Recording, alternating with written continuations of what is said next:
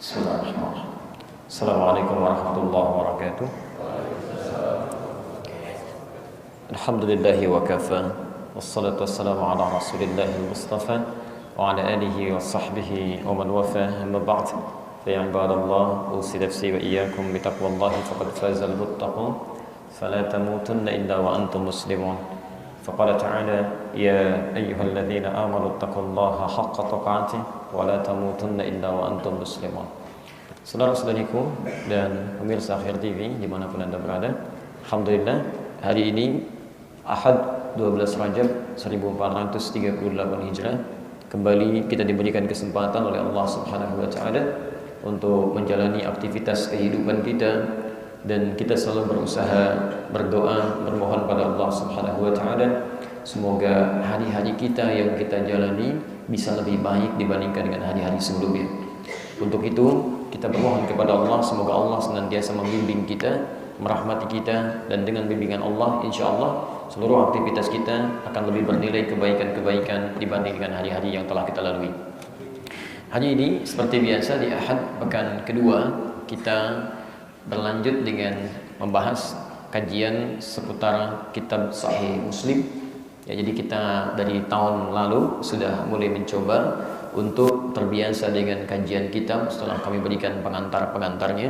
Ya, umumnya kami kalau memberikan taklim di awal-awal masa kita suka memudahkan dengan membuat pointer-pointer dan mengambil poin-poin penting. Nanti setelah terbiasa kita kembalikan ke kitabnya supaya lebih mengenal lebih dalam tentang pendapat-pendapat dan karya-karya ulama serta bahasan-bahasan yang bersumber dengan referensi yang lebih bisa diperdalam lagi.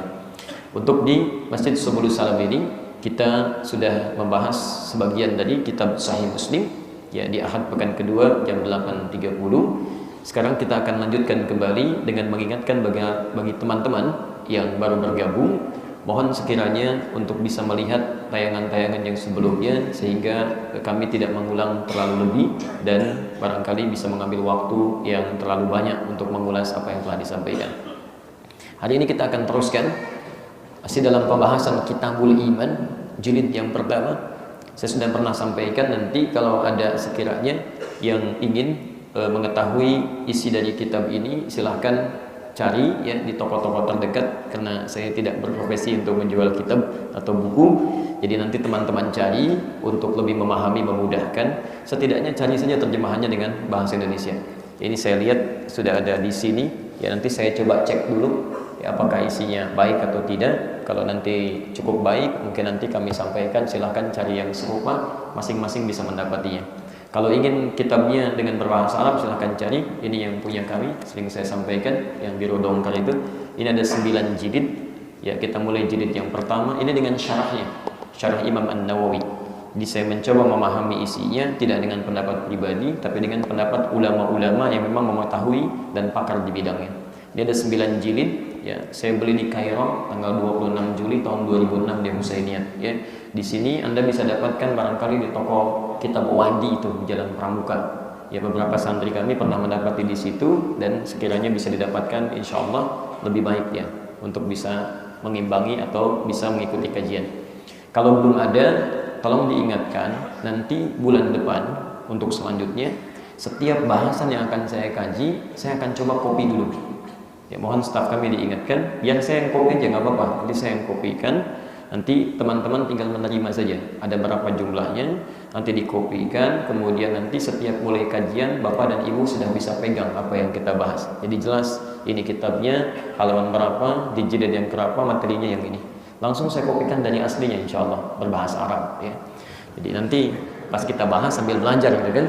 Kalau antum bahas dari bahasa Indonesia saja kapan majunya gitu kan. Minimal tahu kosakata ya. Baik, kita lanjutkan dan saya mohon izin kalau nanti saya sedikit jeda karena saya masih menyesuaikan, kondisi kesehatannya masih menyesuaikan. Makanya kemarin Sabtu subuh saya umumkan di An-Nur Jati Bening bahwa untuk sesi duha dan sesi malam saya over izin ya, karena butuh istirahat dan ada hal yang harus diselesaikan dulu. Jadi kami istirahat dari mulai sore, saya sudah lemah sekali, bisa simpan handphone dan sebagainya sampai malam gitu ya.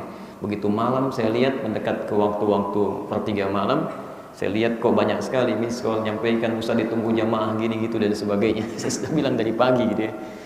Tapi maafkan saya kalau dalam beberapa kesempatan yang kemarin ada miskomunikasi. Semoga Allah mengampuni dosa-dosa saya dan semoga Bapak Ibu diberikan pahala dari kesabaran dan niat yang baik insyaallah. Taib, Kitabul Iman masih dalam pembahasan tentang iman. Saya ingin tegaskan sejenak bahwa kitab hadis itu saat disusun oleh para ulama hadis tidak hanya sekedar ditujukan untuk menghimpun hadis Nabi sebagai informasi, tapi yang penting Anda ketahui, mereka juga menghimpun dengan bab-bab tertentu berdasarkan hadis-hadis yang dimasukkan ke dalam bab ini untuk memudahkan kita mempelajarinya sesuai dengan kebutuhan kita. Maka konsepnya, jika Anda ingin belajar lebih cepat dan sesuai dengan yang dibutuhkan dalam aplikasi kehidupan, saran kami Bapak Ibu tidak harus belajar dari awal, tapi Anda bisa mengeluarkan bab-bab tertentunya sesuai dengan kebutuhan kita. Saya beri contoh misalnya, ya, ini yang kita pelajari karena kita berurut, kita belajar dari awal. Kitabul Iman di Imam Al-Bukhari juga di kitab beliau Al-Jami' Al-Musnad, atau dikenal dengan Sahih Al-Bukhari, juga memulai dengan Kitabul Iman.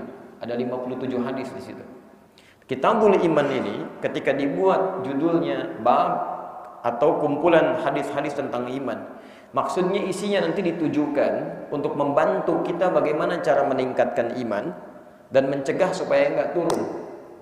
Kadang-kadang suka ada yang bertanya, Ustaz, iman saya kadang-kadang suka naik, semangat, tapi tidak sedikit kadang turun, malas ibadah dan sebagainya. Bagaimana cara mengatasi ini supaya dia terus naik dan tidak turun lagi? Maka Anda keluarkanlah hadis-hadis dalam bahasan Kitabul Iman. Turunkan kemudian teorinya, dari mulai cara menaikkan sampai menjaga supaya enggak turun. Itu maksudnya. Nanti ada bapak kan di sini beda-beda profesinya. Antum yang para pebisnis, pedagang, kenapa tidak keluarkan misalnya Kitabut Tijarah, bab tentang bisnis? Itu hadisnya bimbingan bisnis semua. Antum turunkan dari situ bagaimana cara berbisnis yang baik, bagaimana cara mendapatkan keuntungan yang halal, bagaimana cara menghindari riba. Itu antum keluarkan, kumpul dengan teman-teman semua pebisnis, tilawahi hadisnya, praktekkan. Ya, bukankah di zaman Nabi hampir juga banyak sahabat yang profesinya pebisnis, pedagang, diberikan manhaj oleh Nabi dan sukses mereka. Kaya, asetnya banyak, sampai sekarang masih ada asetnya, masuk surga juga. Antum sama Utsman bin Affan duluan mana masuk surganya? Antum apa Utsman bin Affan? Utsman bin Affan. Dan beliau sahabat Nabi, pengusaha juga, asetnya masih ada sampai sekarang, menikah dengan 2 putri Nabi, malaikat turun malu kepada beliau, tingkat surganya paling tinggi. Jadi bukan berarti Anda pebisnis tidak bisa masuk surga dengan cepat, bisa. Ada contohnya. Kenapa Anda tidak keluarkan contoh itu, teorinya, Anda praktekkan sekarang dan itu berhasil. Ya, itu berhasil gitu kan? Nah, diplomat juga ada. Dulu ada diplomat, birokrat seperti Amr bin As. Ya, beliau pelajari. Muawiyah bin Abi Sufyan bahkan jadi penulis wahyu. Ya, turunkan teorinya, keluarkan, praktekkan. Ibu yang di rumah tangga, kenapa tidak mengeluarkan kitab bimbingan rumah tangga? Lu keluarkan. Jangan-jangan ibu sudah belasan tahun jadi ibu, tapi nggak tahu tugas seorang ibu itu apa. Tugas seorang istri. Di situ bahkan komplit. Ini mungkin masalah yang akan terjadi. Ini candanya akan begini, persoalannya begini, solusinya begini. Jangan-jangan masalah kecil selalu jadi besar di rumah tangga karena kita tidak belajar bagaimana cara mengatasinya. Nah, ini poinnya ya. Nah, kita masih ada di babul iman ya, atau Kitabul Iman, pembahasan tentang bagaimana cara meningkatkan iman kita kepada Allah Subhanahu wa taala. Kita masuk sekarang pada hadis yang ketiga, As-su'al an arkanil Islam. Baik ya. Seputar rukun Islam. Ini mohon agak banyak kabel hari ini gitu ya. Mudah-mudahan bisa agak lebih baik. As-su'al an arkanil Islam. Arkan al-Islam. Seputar rukun Islam.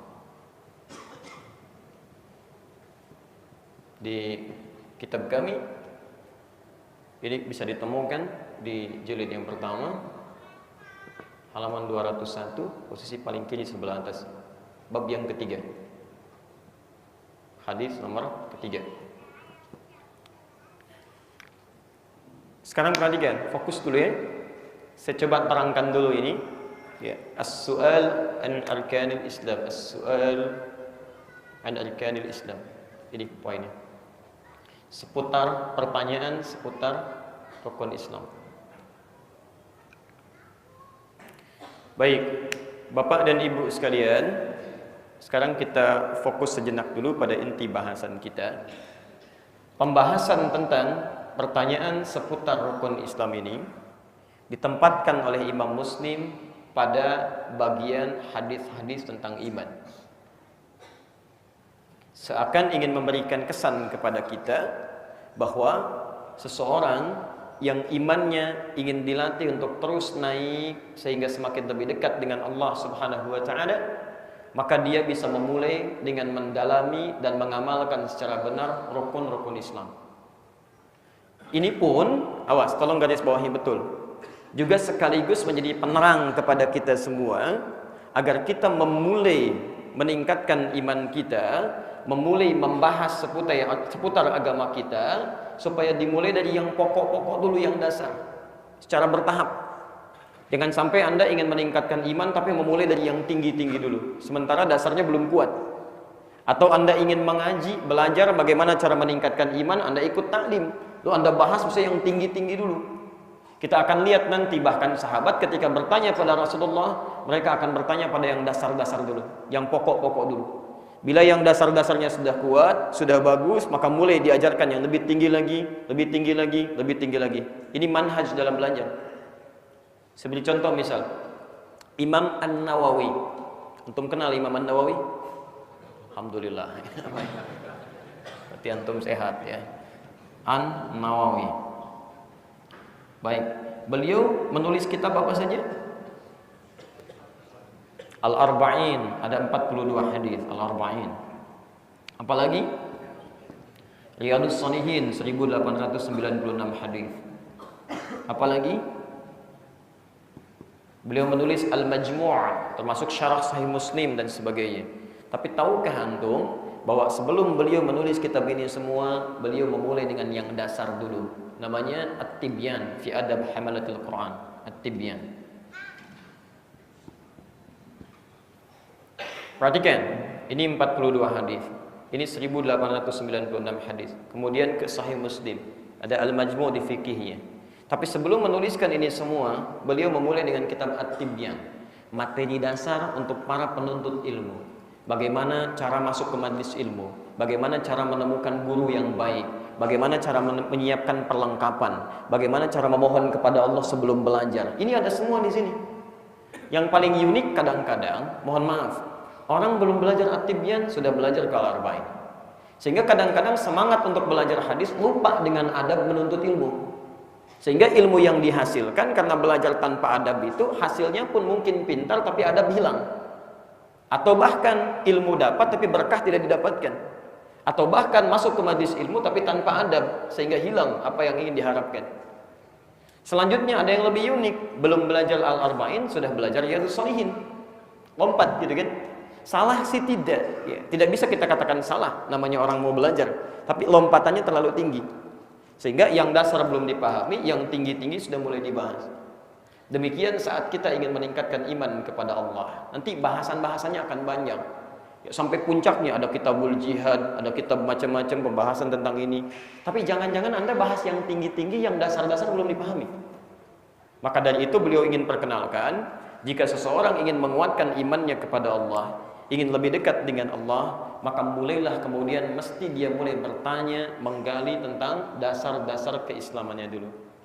Dasar-dasar yang pokok, yang menentukan pada bangunan di atasnya, turunan setelahnya, itu disebut dengan rukun namanya. Rukun, pokok,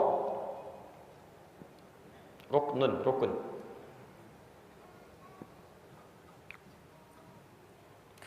Pokok atau dasar yang kuat, yang menjadi pondasi bagi bangunan di atasnya.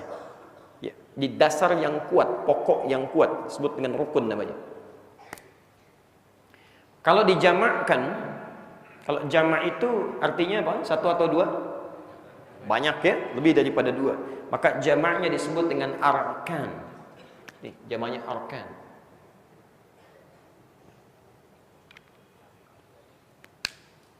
Fokus.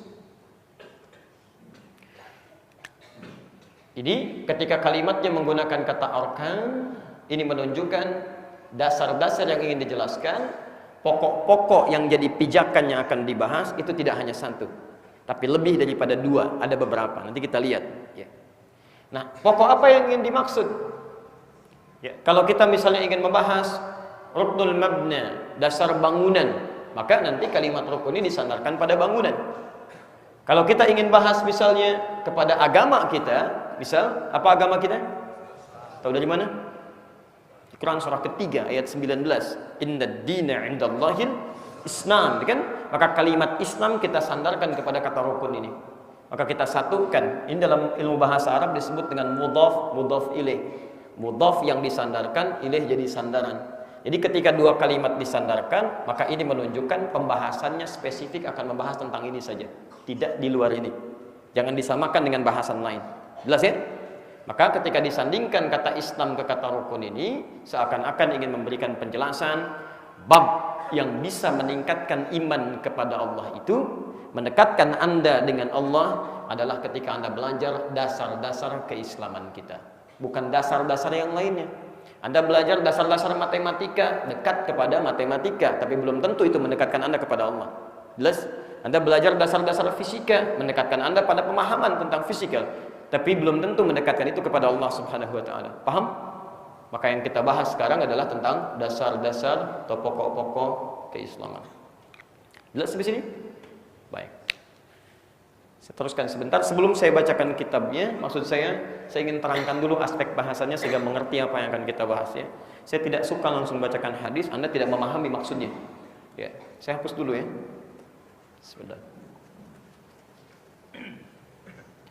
Baik teman-teman, fokus kita sebentar. Kita mulai bacakan hadisnya. Ada berapa rukun Islam?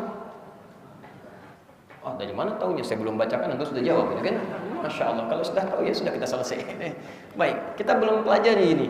Jangan-jangan antum selama ini cuma menghafal, tapi tidak memahami intinya. Ya? Nanti kita lihat dulu. Ya, kalau cuma menghafal, jangankan Anda, non Muslim bisa hafal. Saya pernah sekolah di sekolah Islam, sekolahnya begini. Masya Allah. Kalau cuma menghafal, jangankan Anda, yang lain juga pernah. Tapi apakah kemudian hafalan itu membantu Anda untuk memahaminya sehingga mendekat kepada Islam dengan lebih baik? Kalau cuma menghafal, yang lain juga bisa, tapi tidak setiap yang hafal paham. Karena orang yang paham itu pasti mengamalkannya. Saya ulang, orang yang paham pasti mengamalkan. Orang yang paham bahwa jujur itu baik, pasti akan jujur. Orang yang paham kalau dusta itu buruk, pasti akan menghindari dusta. Orang yang paham kalau rukun Islam itu mendekatkan dia dengan Allah, pasti dia akan berislam. Jadi ada orang hafal, ada orang paham, itu berbeda. Kalau orang paham bahwa bangun masjid itu untuk dimakmurkan, sholat di dalamnya, maka dia akan bangun dan sholat di dalamnya. Tapi kalau cuma sekedar bangun, yang lain juga bisa. Jadi jangan pernah membanggakan orang yang bisa bangun masjid, tapi tidak mau sholat di dalamnya. Jelas ya? Baik, dan tidak ada kaitan dengan bab yang lain. Kita hanya bahas ini saja.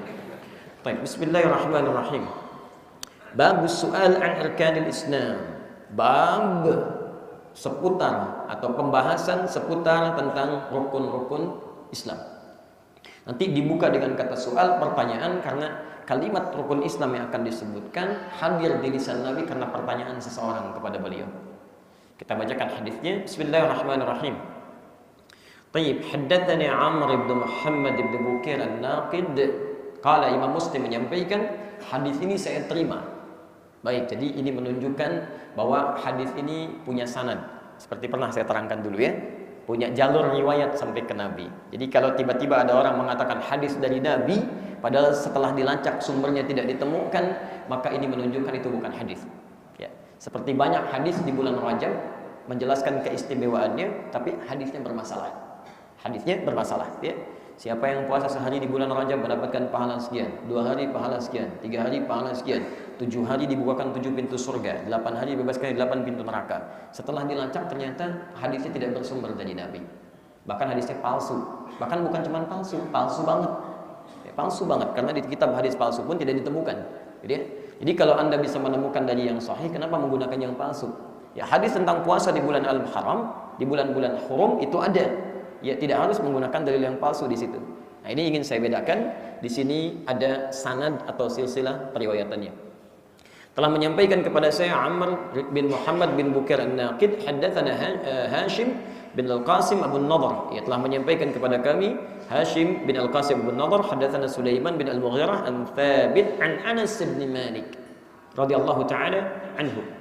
Jadi ujung hadis ini yang diterima oleh Imam Muslim kan tidak pernah bertemu dengan Nabi, gitu kan? Sallallahu alaihi wasallam, karena tidak semasa. Maka beliau mengatakan, saya menerima dari si fulan sampai kepada sahabat Anas bin Malik. Anas bin Malik bin Nadhr bin Damdam bin Zaid. Baik, yang lahir tahun 10 sebelum hijrah. 10 sebelum hijrah. Jadi ketika Rasulullah SAW hijrah ke Madinah Al-Munawwarah, usia beliau 10 tahun. Nah, jadi puncaknya hadis ini, runtutan riwayatnya, kita cek dulu sanadnya supaya benar ya diketahui. Bersambung sampai ke sahabat Anas bin Malik, diterima dari Nabi SAW. Di sini posisinya Rasulullah SAW. Di pertama, hadis ini secara riwayat sahih. Dan jelas, karena itu diletakkan dalam kitab Sahih Muslim. Paham sampai sini? Nah, sebelum kita mulai apa yang terjadi dengan isi hadis ini, saya akan terangkan dulu sedikit tentang Anas supaya kita bisa mengambil inspirasi dari perjuangan beliau itu. Bapak Ibu sekalian, Anas ini radhiyallahu taala anhu, beliau di antara sahabat yang paling mulia, sangat dekat dengan Nabi sallallahu alaihi wasallam. Saking dekatnya bahkan beliau membantu Nabi sallallahu alaihi wasallam. Tapi penting Anda ketahui bahwa beliau terlahir dari dua orang mulia. Pertama, Malik, ayahnya bernama Malik, jelas makanya disebut Anas bin Malik. Ya, Malik bin Nadhr bin Damdam bin Zaid. Ibunya Ummu Sulaim, namanya juga mirip bapaknya, Malikah. Jadi bapaknya namanya Malik, ibunya Malikah. Ya, Malikah bin Milhan bin Khalid bin Zaid. Ya, kemudian menikah, melahirkan anak diberi nama Anas, maka dinasabkan kepada ayahnya disebut dengan Anas bin Malik. Tayyib. Anas ini lahir 10 tahun sebelum hijrahnya Rasulullah SAW ke kota Al-Madinah Al-Munawwarah. Penting diketahui bahwa dalam pertumbuhannya ayahnya telah meninggal. Ibunya single parent. Maka ketika diketahui Rasulullah SAW hijrah ke Madinah Al-Munawwarah, datanglah kemudian ibunya menghadap ke rumah Nabi, kepada Nabi SAW, membawa anaknya yang baru berusia 10 tahun. Ya, dikatakan, ya Rasulullah, ya bermakna kalau bahasa kita, hadza waladun nasyatun. Ya, ini anak saya, anak yang pintar. Tolong terima menjadi pembantu Anda. Masya Allah. Tolong terima menjadi pembantu Anda. Tolong para ibu garis bawahi di sini ya. Saya ingin terangkan begitu tajamnya nalar seorang sahabiah bernama Malikah ini. Ya. Saya pernah terangkan dalam kesempatan lain bahwa sahabat itu selalu berlomba untuk mendidik anak-anaknya supaya belajar dari kemuliaan Nabi SAW. Jadi bukan hanya pribadinya saja yang dekat dengan Nabi, tapi mereka pun siapkan anaknya supaya lebih baik dibanding orang tuanya. Ini manhaj ya, tolong ingat betul ini manhaj ya. Baik, jadi kalau Anda misal sekarang dipercaya, diamanahi oleh Allah sebagai orang tua misalnya yang punya keturunan, maka manhaj dalam Al-Quran menunjukkan kepada kita, bahkan dalam hadis yang dipraktekkan oleh sahabat, keturunan Anda, anak dan seterusnya, itu mesti lebih baik dibandingkan kedua orang tuanya. Kalau mesti lebih. Secara logis, karena tantangan yang akan dihadapi anak-anak kita di masa depan akan lebih dibandingkan kita sekarang. Ya. Karena itu, ketika Allah memberikan isyarat di Quran, misal surah ketiga Ali Imran ayat 35 sampai 37, posisi boleh pakai posisi? Boleh. Posisi paling kiri, ya di tengah sampai ke bawah. Ini, alhamdulillah. Kalau tidak boleh ya saya nggak pakai gitu kan. Kalau masih boleh ya alhamdulillah. Nih, di sini mengisahkan tentang keluarga Imran. Ya. Dengan saya mohon sabar ya, karena saya menginginkan konsepnya kita paham. Kalau paham konsep, menerapkannya lebih mudah ya. Jadi saya tidak ingin Anda cuma dengar pulang bingung gitu kan. Itu tidak tepat. Keluarga Imran, perhatikan yang disebut keluarganya. Kalau keluarga itu sendirian atau seutuhnya? seutuhnya. Ya. Keluarga Imran. Dengan cepat saya lukiskan, Imran menikah dengan istrinya, ya, di dalam sumber yang lain disebut dengan Hannah, di Quran tidak disebutkan, hanya Imran atau Imran saja. Ya. Singkatnya, kemudian Hannah mengandung. Baik, dalam kandungan ini bernazar di ayat 35-nya. Idz qalat imra'atu Imran, "Rabbi inni nazartu laka ma fi batni muharraran fataqabbal minni." Ya, Hannah bernazar kompak dengan suaminya Imran supaya anak yang dikandungnya lebih soleh dibanding kedua orang tuanya, lebih dekat dengan Allah Subhanahu wa taala. Nanti rumusan doa ini nanti akan diteruskan di Quran surah ke-7 ayat 189. Sebagai sunnah bagi setiap perempuan yang tengah mengandung untuk bermohon kepada Allah supaya anaknya terlahir dalam keadaan soleh nanti. Ya, da'amallaha rabbahuma la in ataitana shalihan lanakunanna minasyakirin. Baik, secara singkat, begitu dilahirkan, lahir perempuan ayat 36-nya. Falamma wada'atha qalat rabbi inni wada'tuha untha. Singkatnya diberi nama dengan Maryam. Wa inni sammaituha Maryam. Baik, sekarang perhatikan, ini yang paling menarik. Maryam ini disiapkan oleh orang tuanya. Ini berdoa. Setelah lahir, doa ini tidak sekedar dipanjatkan, tapi diwujudkan dalam bentuk ikhtiar. Ikhtiar. Jadi ketika menginginkan anaknya dekat dengan Allah, maka apa ikhtiarnya dari doa yang kita panjatkan? Ini adab nih. Jangan sampai Anda pandai berdoa, tapi ikhtiar Anda tidak sama dengan doanya. Maka mulailah kemudian dicarikan guru terbaik yang bisa membimbing Maryam. Ya, dicari orang paling soleh, yang dekat dengan Allah, dikenal paling baik. Jadi kalau Anda ingin mendekatkan anak dengan Allah, ya Anda harus cari guru yang dekat dengan Allah. Mustahil Anda bisa mendekatkan anak kepada Allah kalau Anda tempatkan di tempat yang tidak mengenal Allah. Mustahil. Maka dicarilah yang terbaik adalah Nabi Zakaria, familinya juga. Kemudian dibuatkan tempat terbaik, namanya mihrab, tempat yang mendekatkan dengan Allah Subhanahu wa taala. Masya Allah. Lihat rumusnya. Orang tua menginginkan anak lebih baik dari keduanya, ingin lebih dekat dengan Allah. Maka dia berdoa, doanya diwujudkan dalam bentuk ikhtiar yang terbaik. Cari orang terbaik, cari tempat terbaik yang bisa mendekatkan dengan Allah. Ini konsepnya kita turunkan. Saya sering katakan kalimat ini, jangan-jangan Anda orang tua sering bermohon kepada Allah. Ya Allah, jadikan anak saya anak saleh ya Allah. Ya Allah, jadikan dia rajin sholat, bisa menghafal Quran. Tapi Anda sendiri menyekolahkan dia di tempat yang tidak mengenal Allah. Nggak ada pelajaran sholat, nggak ada pelajaran hafalan Quran. Atau di tempat sekolah-sekolah Islam, tapi gurunya pun nggak dekat dengan Allah. Masjidnya ada di sekolah, gurunya nggak pada sholat. Pantas anaknya nggak pada sholat, ya gurunya aja nggak ke masjid. Nah, coba Anda cek dulu sekolahnya. Bagaimana kegiatannya sebelum Anda titipkan sekolah anak Anda di sekolah itu. Lihat, apa gurunya dekat dengan Allah, ke masjid atau tidak, bagaimana adabnya, bagaimana security-nya, bagaimana senyumnya, bagaimana pedagang di sekitarannya. Kalau sudah yang terbaik, maka mudah kemudian nanti penjagaan Allah akan turun. Fataqabbalaha rabbuha biqabulin hasanin wa ambataha nabatan hasana. Kalau ada orang tua mempraktekkan sifat seperti ini, maka hukum umumnya berlaku. Allah akan terima usaha orang tua ini, kemudian akan merawat anak itu. Maksud merawat itu memperhatikan, dijaga, dirawat dari mulai dia kemudian tumbuh dan terus berkembang. Makanya kemudian Maryam punya keistimewaan yang lebih daripada kedua orang tuanya. Silahkan cek. Maryam dibandingkan dengan ayah ibunya. Ayah ibunya ingin makan, nyari dulu, masak dulu, makanan ada. Maryam tidak. Begitu makanan mau diberikan, kebutuhan diberikan, sudah ada di situ. Lihat ayat 37-nya, posisi paling kiri sebelah bawah. Kullama dakhala 'alaiha Zakaria al-mihraba wajada 'indaha rizqa. Setiap Nabi Zakaria masuk ke mihrab yang memberikan kebutuhannya, sudah ada di dalamnya. Setiap kali sampai berkata, "Ya Maryam, anna laki hadza?" Maryam, dari mana semua ini?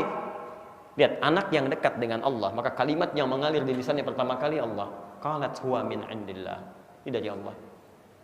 Kalau Anda sering mengajarkan anak-anak Anda, ya cuma dengan mainan, cuma dengan tontonan yang jauh dan sebagainya, maka di lisan anak Anda pun yang keluar kosakata itu. Tapi kalau Anda dekatkan dia dengan Allah, kalimat-kalimat Quran, kalimat-kalimat thayyibah, salawat kepada Nabi, yang akan keluar pun itu. Maka keluarlah kalimat ini, dijaga oleh Allah. Dan keistimewaan yang lainnya, silakan. Hannah menikah dengan Imran, Hannah mengandung, melahirkan. Maryam tidak pernah menikah dan nggak pernah disentuh laki-laki manapun. Lam yamsas li bashar. Tidak pernah disentuh laki-laki manapun, bisa mengandung. Ibunya mengandung dengan menikah dulu, disentuh oleh Imran, melahirkan Maryam. Maryam tidak mengandung, tidak disentuh oleh laki-laki manapun. Ingat, Tidak disentuh, bukan nggak ada bapak, tidak disentuh sama sekali. Bisa mengandung, bisa melahirkan. Lahir siapa? Isa. Dan disebutkan Maryam binti Imran. Wa Maryam ibnata Imran. Maryam binti Imran. Kata para ahli tafsir, kenapa kalimat binti Imrannya ini disebutkan sehingga rinci sampai ke Imran, supaya di depan nanti di masa yang akan datang tidak ada lagi yang mengaku-ngaku seperti Maryam. Oh, saya pun sama seperti Maryam, bisa mengandung, melahirkan tanpa bapak. Memang, tapi Maryam tidak disentuh oleh siapapun. Anak perempuannya Imran bukan anak yang lain. Jadi kalau di Quran Anda temukan peristiwa, disebutkan langsung orangnya, ini menunjukkan peristiwa itu tidak akan terjadi lagi di masa yang akan datang. Jelas? Baik, sekarang cek Isa. Sebelum ke sini, Maryam namanya disebutkan di Quran langsung, bahkan menjadi surah. Ibunya enggak. Jelas? Baik, bapaknya disebutkan tapi dengan keluarganya. Kalau Maryam sendirian, surah Maryam, surah ke-19. Lahir Isa.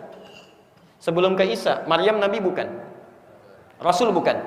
Bukan. Isa nabi bukan? Nabi. Rasul bukan? Perhatikan grafiknya, selalu naik. Ketika lahir Maryam lebih baik daripada bapak ibunya. Ketika lahir Isa lebih baik daripada ibunya plus kakek neneknya. Ini bukan nabi, bukan rasul. Lahir anak nabi dan rasul. Karena tantangan yang akan dihadapi anak selanjutnya itu lebih hebat dibandingkan dengan orang tua bahkan kakek neneknya. Jelas? Jadi karena itu saya sarankan pada para orang tua, cari pendidikan yang terbaik, dekatkan dengan Allah. Karena tantangan mereka di masa depan lebih daripada kita sekarang. Mesti lebih dari kita. Ya. Bapaknya hafal Quran, anaknya paham tafsirnya. Ya. Anaknya paham tafsir, cucunya kemudian dengan hadisnya. Turunkan semuanya. Turunkan. Ayahnya belum hafal Quran, ya anaknya hafal. Masa nggak ada satupun dari anak Anda yang hafal Quran? Anda dititipkan berapa? Ada yang 2, ada yang 3, ada yang 4, ada yang 5. Masa dari 5 ini nggak ada satu yang hafal Quran? Anda butuh berapa anak lagi? Ya, ayo dapatkan itu kan. Harus ada, harus lebih daripada orang tuanya. Nah, maka manhaj ini diajarkan kembali oleh Nabi pada para sahabat, mereka berlomba-lomba Pak. Ya, dimulai dari Abbas itu. Abbas itu kan keluarga Nabi, pamannya Nabi malah. Dia punya anak.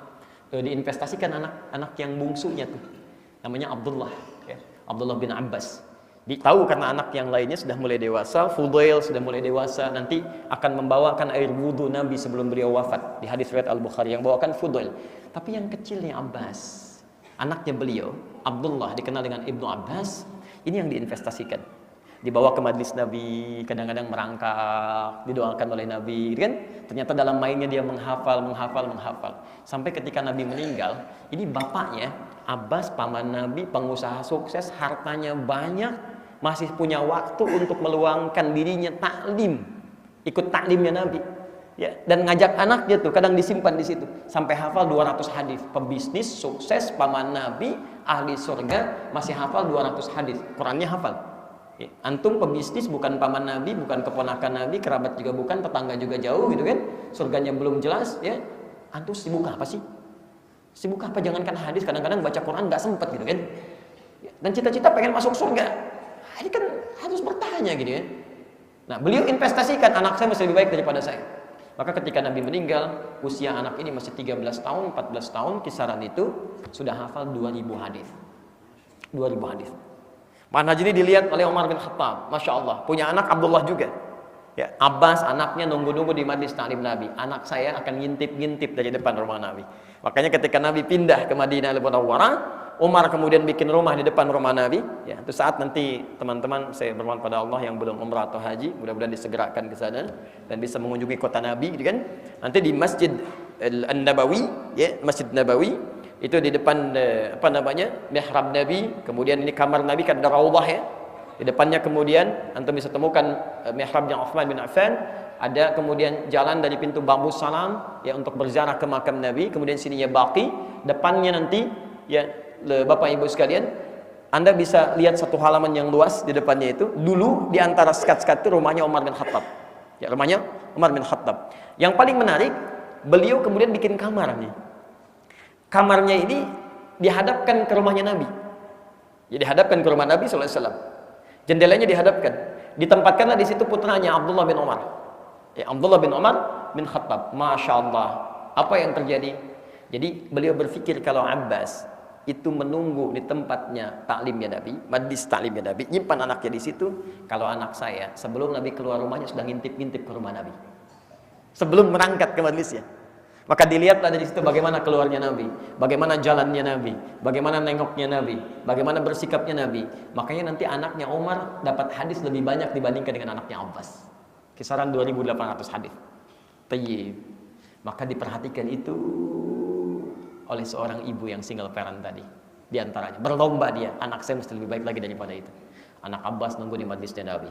Anak Umar ngintip-ngintip ke rumah Nabi. Anak saya harus masuk ke rumah Nabi. Maka dibawalah Anas ini oleh ibunya Malikah. Datanglah ke rumahnya Rasulullah SAW. Disampaikanlah hajatnya. Anak saya ini cukup pintar dan ini akan jadi pembantu Anda. Tidak ada celah yang lain kecuali jadi pembantu.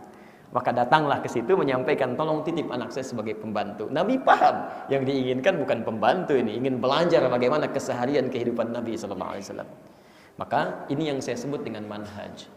Ya, manhaj itu banyak, nanti ada manhaj akidah, ya, manhaj ibadah dan sebagainya, manhaj pemikiran.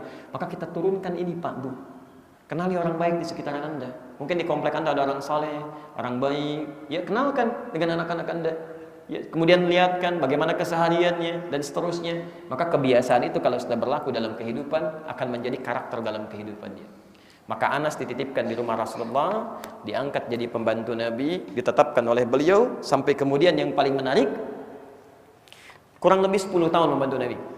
10 tahun.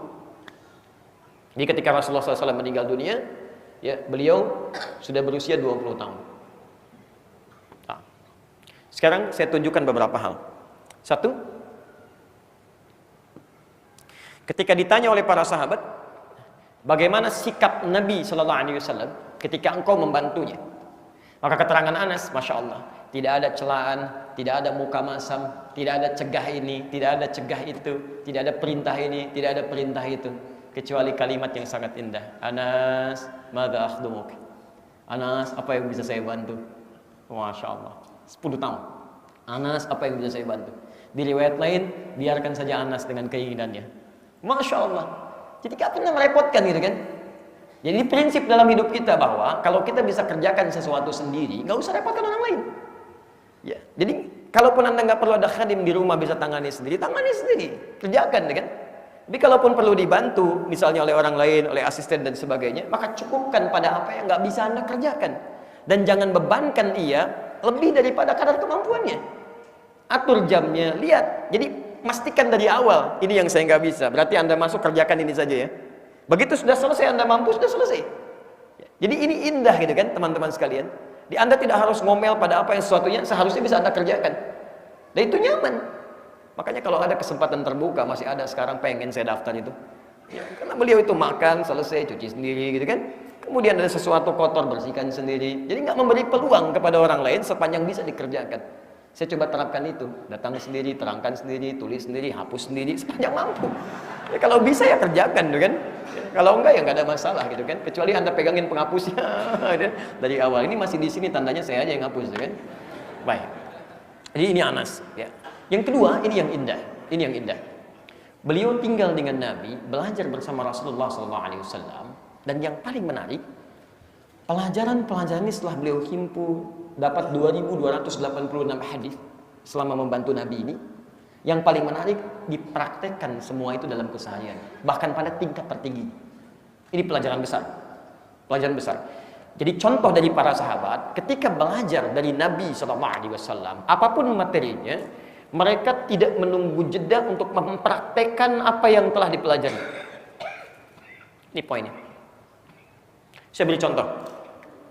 Anas itu pernah sholat di belakang Rasulullah SAW. Bahkan mungkin sering. Ya. Bahkan pernah mengalami sholat di belakang Nabi sampai begitu panjangnya. Sampai menyaksikan kakinya bengkak-bengkak dan sebagainya. Tahukah Anda, dalam usia yang cukup muda ini, Anas berusaha kemudian untuk meniru sholatnya Nabi sampai terlihat oleh kerabatnya sendiri. Pernah Anas itu sholat, saking lamanya sampai berdarah-darah kakinya. Anas ini. Sampai tingkat paling tingginya. Kalau yang kecil-kecil nggak usah ditanya lah, ya, dari akhlaknya, adabnya, kasih sayangnya dan sebagainya. Ya. Ada satu yang belum mampu, ya dimaksimalkan oleh Anas. Itu kebiasaan puasa sunnah. Dikenal beliau agak lemah di sini. Ya. Tapi ketika beliau merasa dirinya belum mampu, sedapat mungkin memperbanyak ini, beliau ganti dengan amalan lain. Setiap muncul hari-hari waktu puasa, misal yang sunnah, Senin, Kamis, dan belum bisa puasa di dalamnya, maka beliau akan kumpulkan 30 orang fakir, kemudian bersedekah kepada orang-orang ini. Masya Allah. Diperhatikan, ketika tidak mampu melakukan sesuatu, dia akan cari amalan lain yang sekiranya bisa bernilai lebih atau sama dengannya. Paham sampai sini? Maka ini manhaj Bapak dan Ibu sekalian. Kalau kita belajar apapun pelajaran, jangan tunggu esok untuk praktekkan. Hari ini bisa kerjakan. Ya, Abdurrahman bin Sakhr mendapatkan kalimat dari Nabi, berkasih sayanglah dengan lingkungan sekitar, dengan hewan, dengan tumbuhan. Begitu pulang menemukan seekor anak kucing kecil yang liar, ya, liar, Hurrah, anaknya Hurairah. Kucing rumahan yang tidak liar, Kittun, diserap ke dalam bahasa Inggris Kitty, Hello Kitty, kan? Makanya kucing rumahan Kitty itu bisa jadi spray, jadi bantal, jadi macam-macam gitu kan? Itu Kitty. Tapi Hurairah anak kucing liar, kehilangan induknya, diterapkan oleh beliau, langsung dibawa, dirawat di rumahnya, ya, disuapi, bahkan dingin diberikan selimutnya, kemana-mana dibawa, dimasukin ke dalam jubahnya, berpapasan dengan Nabi, mengeong-ngeong keluar. Kata Nabi, anta Abu Hurairah, anta Abu Hurairah, kamu bapaknya anak kucing kecil. Maksudnya, kamu merawat anak kucing ini seperti seorang bapak merawat kepada anaknya. Demikian sayangnya, kemana-mana dibawa. Dan nampaknya sampai kiamat kurang 2 hari nggak akan ditemukan yang seperti itu. Bawa, suapi, selimuti, Masya Allah. Ada yang sekarang ke kantor bawa anak kucing, gitu kan? Rapat bawa anak kucing, hampir nggak ada. Ini Abu Hurairah, praktek. Saya mau tanya pada antum sekarang. Antum sudah berapa kali ikut ta'lim? Dengan ustaz mana saja? Berapa banyak materi yang sudah dipelajari? Dari sekian banyak yang dipelajari itu, berapa yang sudah diamalkan? Jangan-jangan antum banyak kumpulkan, banyak dicatat, tapi sedikit yang diamalkan. Dan yang paling luar biasa salahnya adalah menggunakan ilmu itu sebagai amunisi untuk berdebat. Itu yang fatal. Antum belajar untuk saling menyalahkan atau untuk diamalkan? Coba cek lagi. Nggak ada dulu sahabat-sahabat Nabi belajar untuk saling mencela satu dengan yang lain. Itu nggak ada. Kalaupun ada yang keliru, kemudian saling melengkapi, saling mengisi, saling bersilaturahim dan sebagainya. Makanya saya sering katakan begini, dulu zaman Nabi turun Al-Quran, diterangkan menjadi hadis, yang keras jadi lembut, yang pencela jadi pecinta, yang pemukul jadi perangkul, yang terbelakang jadi maju, yang tadinya cemberut jadi senyum. Kalau antum belajar Quran yang sama, hadis yang sama, tapi hasilnya beda, pasti ada yang salah dalam prosesnya. Yang lembut jadi kasar, yang kemudian bersatu jadi terpecah, yang pecinta jadi pencela, yang perangkul jadi pemukul. Mungkin ada caranya yang salah. Bukan hadisnya yang salah, bukan. Hadisnya sahih Ustaz, ini kan sahih. Hadisnya memang sahih, tapi cara anda memahami hadis itu salah. Bukan hadisnya yang keliru. Ya. Jelas di sini? Di dalam beberapa hal, manhaj ini penting kita akan lihat. Karena itulah kemudian ketika kita bisa amalkan ini dengan baik, maka keberkahan Allah diturunkan. Anas ini termasuk hidupnya yang paling berkah di antara para sahabat. Ya, Masya Allah, beliau hafal banyak hadis, tinggal bersama Nabi, amalannya bagus. Dan saya sarankan kepada anda, jika anda menemukan hadis dari Anas bin Malik terkait kehidupan Nabi, cepat ambil, karena itu yang paling dicari oleh para sahabat. Ya, karena beliau yang paling dekat dengan kehidupan Nabi Sallallahu Alaihi Wasallam. Didoakan oleh Nabi punya usia yang cukup panjang. Di usianya panjang, hidupnya berkah, anak keturunannya banyak, termasuk orang paling kaya di antara para sahabat. Ya, orang paling kaya di antara para sahabat. Jadi tidak dilarang kaya, tidak dilarang punya keturunan cukup banyak, tidak dilarang kemudian antum beraktivitas dalam kehidupan duniawi, sepanjang itu semua mendekatkan diri anda dengan Allah Subhanahu wa taala. Jelas di sini? Baik, jadi saya sarankan di antara anda yang profesinya pengusaha, kemudian juga keturunan cukup banyak, kemudian juga banyak usahanya, cobalah belajar dari Anas bin Malik, keluarkan hadis-hadisnya. Beliau termasuk yang diberikan keberkahan oleh Allah. Orang nanam kurma itu cuma 1 kali panen dalam setahun. Anggur juga demikian. Tapi Anas bisa 2 kali dalam setahun. Hartanya cukup berlimpah dan semuanya berhasil. Semuanya berhasil. Cucunya 100 lebih itu dari keluarganya. Ya, kemudian yang paling menarik adalah diberikan kekuatan luar biasa. Umurnya cukup panjang. Keluarkan hadis dari Anas, lihat bagaimana cara beliau beribadah dan belajar dari Rasulullah, dan mudah-mudahan anda diberikan kemuliaan yang sama. Dan tidak cukup dengan amin. Kita harus pelajari dulu. Baik. Di antara hadisnya kita bacakan. Kita belum mulai ini, kita baru mulai ini hadisnya. Yang tadi baru muqaddimah. Jadi maksud saya terangkan ini dulu supaya kita tahu, oh ini loh rupanya yang meriwayatkan hadisnya. Ini yang menyampaikan kepada kita, ini keteladanannya. Saya paling tidak suka belajar hadis, tidak tahu sanadnya. Termasuk siapa orangnya gitu kan. Nanti kita nggak bisa belajar banyak dari situ. Baik. Bismillahirrahmanirrahim. Qala, berkata Anas bin Malik, nuhina an nas'ala Rasulullah sallallahu alaihi wasallam an syai'.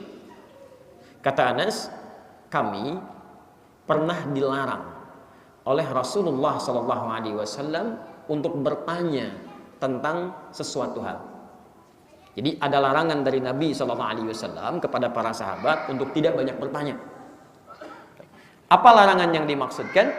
Saya lihat dulu keterangan Imam An-Nawawi ya, supaya kita mendengar dari beliau yang paling paham tentang hadis ini. Kata Imam An-Nawawi, bukan yang tadi yang di atas ya.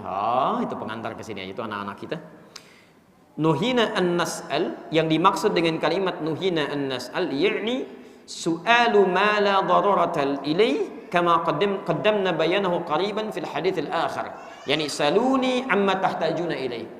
Yang dimaksud dengan kalimat Anas ini, dilarang bertanya kepada Rasulullah SAW, maksudnya adalah larangan dari Nabi kepada para sahabatnya untuk bertanya sesuatu hal yang tidak penting. Ma la darurata ilaihi atau ma la tahtajuna ilaihi. Di ada manhaj Rasulullah SAW. Kalau Anda ingin belajar tentang sesuatu atau bahkan ingin bertanya, hindari pertanyaan-pertanyaan yang tidak ada esensinya. Yang tidak ada manfaatnya. Di antara yang tidak ada manfaatnya itu terbagi pada dua bagian. Hati-hati. Satu,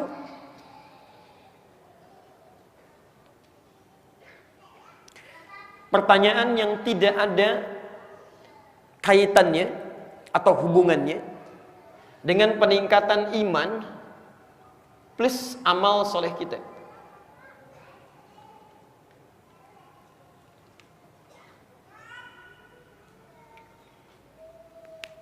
Jelas? Jadi kalaupun misalnya Anda ingin mengajukan pertanyaan dan sebagainya, cari pertanyaan-pertanyaan terbaik yang dengan pertanyaan itu ada jawaban yang bisa meningkatkan iman dan memotivasi kita untuk beramal soleh. Jadi jangan pernah untuk mengajukan pertanyaan-pertanyaan yang sebetulnya hubungannya nggak ada dengan amal soleh kita. Ini saya sering perhatikan ya, saya cuma di Indonesia lihat yang seperti ini nih. Ya, selama kami di luar nggak pernah kami saksikan begini. Ya, saya amati seringkali ada pertanyaan-pertanyaan yang diajukan. Ya, kemudian bertanya pada sesuatu yang para ulama pun menjaga itu supaya tidak tersebar di awam. Seperti pertanyaan begini misalnya, di mana orang tua Rasulullah? Apakah di surga atau selain daripada itu atau di neraka, gitu kan? Itu saya seringkali mendengar kalimat-kalimat itu ditanyakan. Padahal itu dari dulu dijaga oleh para ulama supaya nggak banyak didiskusikan di awam, nggak ada hubungannya. Emang apa hubungannya dengan antum? Kalau orang tua beliau ada di surga atau di tempat selainnya, apakah ada kaitan dengan Anda? Apa bisa meningkatkan iman Anda? Kan nggak ada. Apa bisa meningkatkan amal soleh Anda? Kan tidak ada. Jadi ini sebetulnya perdebatan sudah lama di kalangan para ulama. Karena ada satu kitab hadis di hadis Muslim menyebutkan beliau termasuk di tempat yang tertentu. Di hadis lain disebutkan beliau di kalangan ahli fatrah. Didiskusikanlah oleh para ulama untuk beristinbat ahkam saja, bukan untuk menentukan ada di mana. Untuk meraih kesimpulan hukum. Dan itu tidak ditampilkan di awam sehingga tidak menjadi perdebatan-perdebatan yang nggak ada korelasinya dengan peningkatan amal. Ya, kalaupun misalnya bukan di surga atau di tempat lain, maka sudahlah cukup bagi kita untuk mengetahui, selesai. Kalaulah beliau ahli fatwa kemudian ada di surga, ya sudah selesai juga, nggak ada hubungan dengan kita. Jadi jangan sampai antum karena hanya ingin begini, hanya ingin begitu, memperdebatkan sesuatu yang sebetulnya nggak ada korelasinya dengan peningkatan amalan kita. Ya, jelas sampai sini ya. Dan saya pun kalau yang seperti itu saya nggak mau jawab tuh pertanyaan-pertanyaan begitu. Untuk apa gitu kan? Saya cuma cukupkan wallahu taala alam. Allah yang lebih tahu dengan keadaannya. Ya, dan antum juga harus berpikir bahwa, ya mohon maaf, Anda punya orang tua. Orang tua Anda mungkin pernah punya masalah misalnya kan? Masalah yang cukup fatal. Kemudian ada orang-orang membicarakan orang tua Anda di hadapan Anda. Dan dibahas itu, penyimpang, orang tuanya begini, orang tua antum begini. Bagaimana perasaan Anda selaku anaknya? Ikrimah punya bapak namanya Abu Jahal. Abu Jahal itu musuh luar biasa kepada Nabi. Banyak sekali pertentangan dengan Rasulullah SAW. Tapi Nabi tidak pernah mengungkit Abu Jahal di hadapan Ikrimah. Sekarang Anda ingin membahas orang tua Nabi yang Anda hukumi begini yang disebut orang tuanya Rasulullah SAW. Bagaimana perasaan Rasulullah ketika Anda sebutkan itu? Jadi kadang-kadang harus ada adab dalam kita membahas sesuatu yang tidak penting, sudah tinggalkan, cukupkan. Apalagi yang hanya Allah Subhanahu wa taala yang mengetahui perkaranya. Adapun lisan dia mengucapkan kalimat-kalimat tertentu, itu ada bahasan-bahasan lain yang lebih khusus yang tidak seharusnya kita bahas dengan lebih dalam. Jelas sampai sini? Baik. Apalagi mohon maaf, saya tekankan ya. Jangan sampai juga ada orang-orang datang ke majelis ilmu hanya sekedar ingin menguji ustadznya. Ini ustadznya aliran mana nih? Ini ingin tahu kemana nih? Maka diajukan pertanyaan-pertanyaan untuk menguji saja. Oh, kalau jawabannya begini, ini berarti bagian dari ustadz kita. Kalau begini bukan ustadz kita. Ya kalau antum merasa bukan ustadz antum salah masuk pengajian. Udah selesai, ngapain cuma untuk menguji saja? Itu salah, itu fatal itu. Ya, kata Imam An-Nawawi, tidak akan mendapatkan berkah seseorang yang cuma datang untuk mendebat orang lain atau cuma menguji, nggak akan masuk ilmunya. Bahkan sudah datang pun ke majelis ilmu, nggak akan masuk, sudah ada antipati duluan, nggak akan masuk itu. Ya. Saya sarankan belajarlah dengan ustadz manapun, sepanjang ada kebaikan di dalamnya. Jangan cukupkan dengan saya, dan lihat dari manapun silakan. Ya. Dan jangan berlebihan dalam menilai sesuatu, khawatirnya malah ilmu tidak bisa masuk ke dalam diri kita. Saya sarankan termasuk dari TV-TV, Akhyar TV, Ihsan TV, Roja TV, Wisol TV, dan sebagainya, ambil manfaatnya. Jika ada yang tidak baik, tinggalkan, dan jangan saling mencela dalam keburukan. Paham? Baik. Yang kedua, pertanyaan.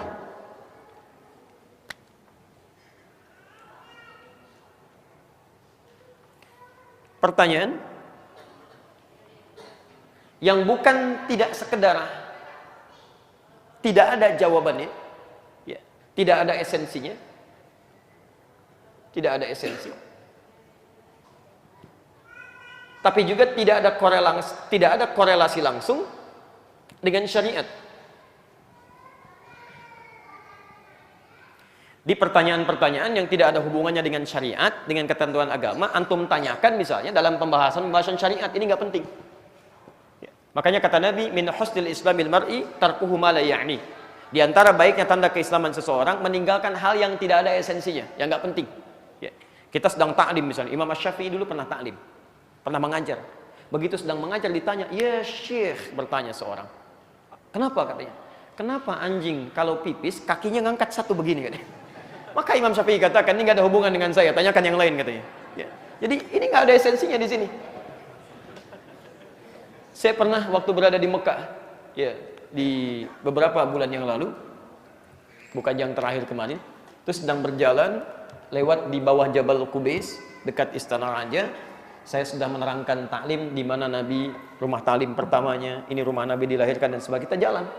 Begitu sedang jalan, tiba-tiba ada seorang jamaah bertanya, Ustaz, kok bisa ya di Mekah, di tanah haram ada burung gereja katanya? Masya Allah. Saya cuma diam, saya katakan, Pak, ini mu'alaf. Saya nggak bilang ini begini, ini begitu, karena memang nggak ada korelasinya gitu kan, nggak ada korelasinya gitu kan. Yang ini mu'alaf Pak, barangkali ini cukupkan sampai di sini. Jadi ini beberapa hal yang pernah dilarang oleh Nabi Sallallahu Alaihi Wasallam. Jadi kalau anda ingin bertanya, khususnya dalam sesi pengajian, cari pertanyaan yang membuat iman kita meningkat. Ustaz, bagaimana cara tahajudnya Nabi? Ustaz, bagaimana cara tilawahnya Nabi? Ustaz, bagaimana Nabi bersikap di rumah tangganya? Ustaz, bagaimana cara Nabi menghindari riba? Ustaz, bagaimana? Itu lebih bagus gitu. Sehingga ketika kita ambil ada jawaban, kita bisa langsung terapkan. Ustaz, bagaimana cara jalannya Nabi? Ustaz, bagaimana cara senyumnya Nabi? Ustaz, kalau Nabi makan buah, ada nggak buahnya? Buah apa yang dimakan? Ini ada banyak hal yang bisa kita dapatkan dari situ. Paham sampai sini? Nah, baik. Kita teruskan. Ini baru satu kalimat ya. Sabar. Sampai jam berapa kita? Oh, ya, silakan ya. Saya jam 10 pamit, antum silakan sampai sore itu. Ya, sini. Tayyib. Fakana yu'jibuna an yaji'a rajulu min ahlil badiyah. Maka kami terkejut saat tiba-tiba datang ke kelompok kami, maksudnya Nabi sedang duduk-duduk bersama para sahabat, tiba-tiba kedatangan rajulu min ahlil badiyah, seorang dari pedesaan, dari Badui, ya. Orang Badui itu dari bahasa Arab, Pak. Suku Badui, ya. Suku Badui itu dari bahasa Arab, Badiyah, yang dari pedesaan, ya. Jadi kalau orang Badui desa Arab dengan desa kita agak beda. Umumnya kalau desa di kita itu kulturnya cenderung sopan, okay? Baik, lugu, karena iklimnya lebih tenang. Tapi kalau di Arab tidak. Orang Badui Arab itu umumnya karena situasinya keras, suka pindah-pindah, hidup di padang pasir, kehidupannya cukup liar, maka melahirkan karakteristik yang beda. Kata-katanya kadang-kadang kasar, ceplas-ceplos, ya, tindakannya dan sebagainya. Itu agak sulit diatur. Itu Badiyah. Datanglah orang ini kepada perhimpunan Nabi Sallallahu Alaihi Wasallam dan para sahabatnya. Tiba-tiba, fayas'aluhu wa nahnu nasma'. Masya Allah. Tiba-tiba dia bertanya kepada Nabi, sedangkan kami mendengarkan. Kan tadi ada pertanyaan kan, ada keterangan dari Nabi Sallallahu Alaihi Wasallam, ya, disampaikan oleh Anas, jangan bertanya. Nabi membuat aturan, jangan ada yang nanya ya, jangan ada yang nanya yang tidak penting. Tiba-tiba setelah itu disampaikan, datanglah seorang dari desa, dari Badui, nanya pada Nabi. Maka kami kaget, ini siapa orang ini sih? Datang kemudian tanya, padahal kami dilarang bertanya, gitu kan? Jelas di sini. Maka kata Imam An-Nawawi Lihat kata Imam An-Nawawi, yakni man lam yakun balaghahu nahyu 'anis su'al. Orang ini datang kepada Nabi kemudian langsung bertanya kalau belum dengar informasi tentang larangan bertanya dari Nabi sallallahu alaihi wasallam. Jelas? Jadi barangkali ini diantara adab bagi kita. Kalau ada orang-orang barangkali dalam keseharian kita berbeda melakukan tindakan tertentu seperti yang kita lakukan termasuk dalam praktek beragama, maka ada adab di sini ingin menyampaikan. Barangkali orang ini belum tahu, belum paham, belum mengerti.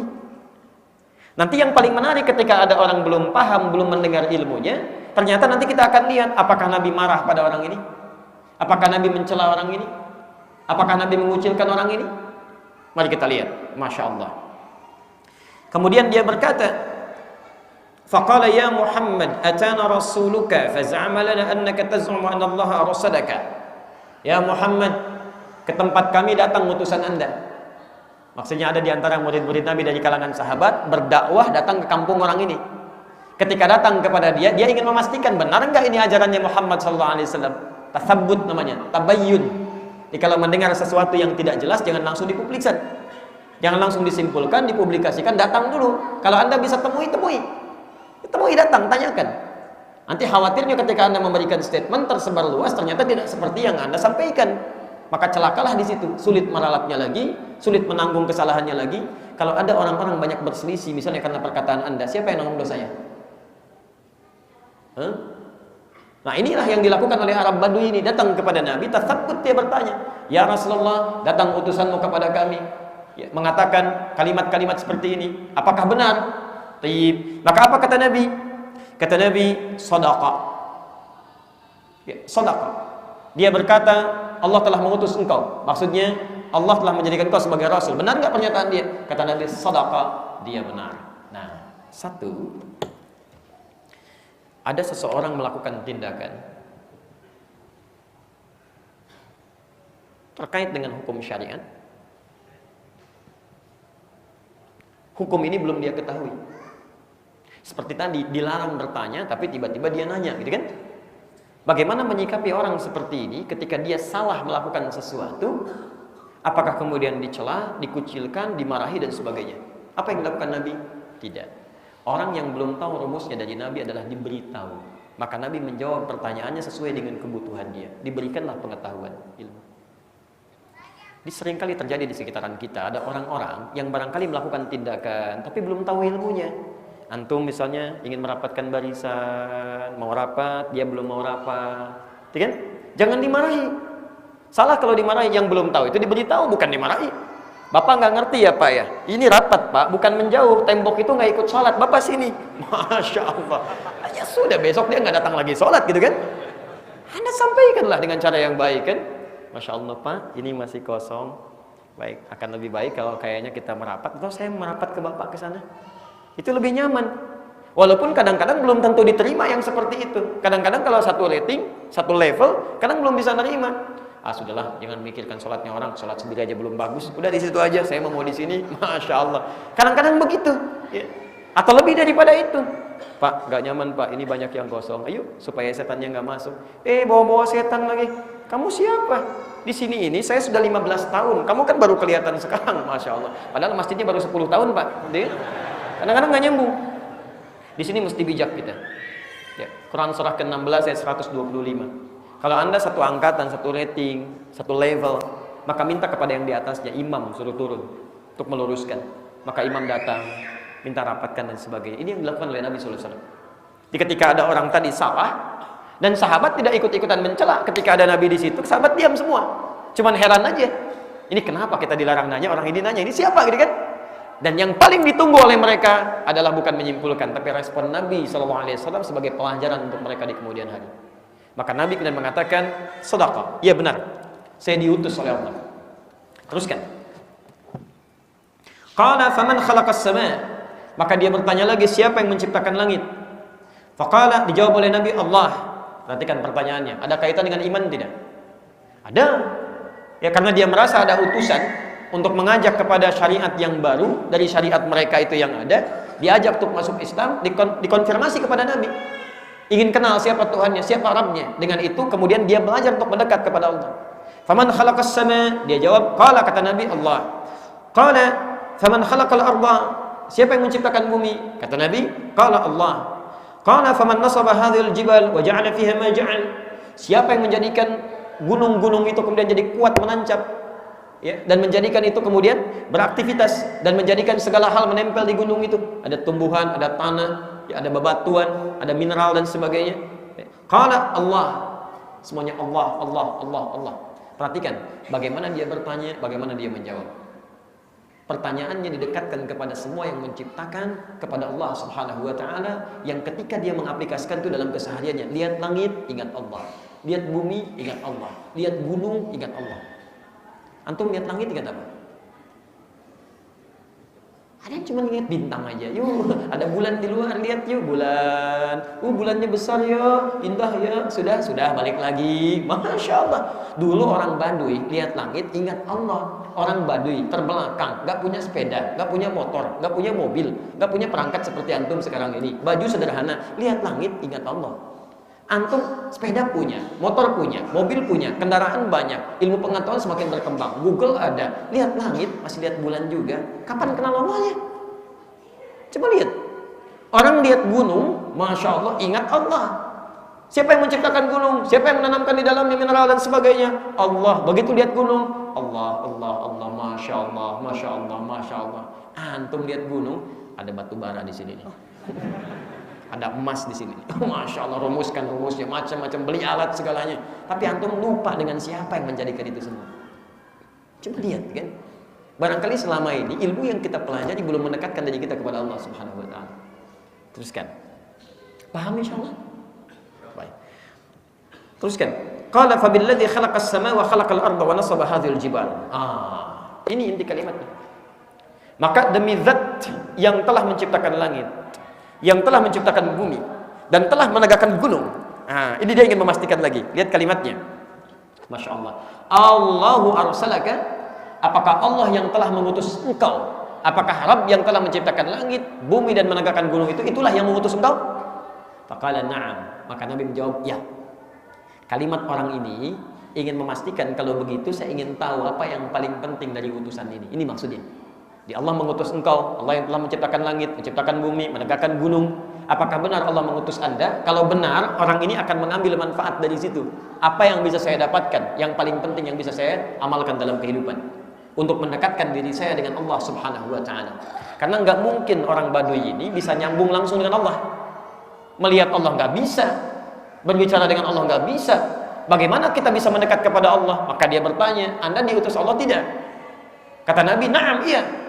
Kalau begitu kita akan lihat nanti. Nanti ketika dia mendengar Nabi adalah diutus oleh Allah, maka dia akan mengajukan pertanyaan-pertanyaan yang bisa meningkatkan iman dan amal dia kepada Allah Subhanahu wa taala. Kita lihat apa yang pertama kali ditanyakan orang ini.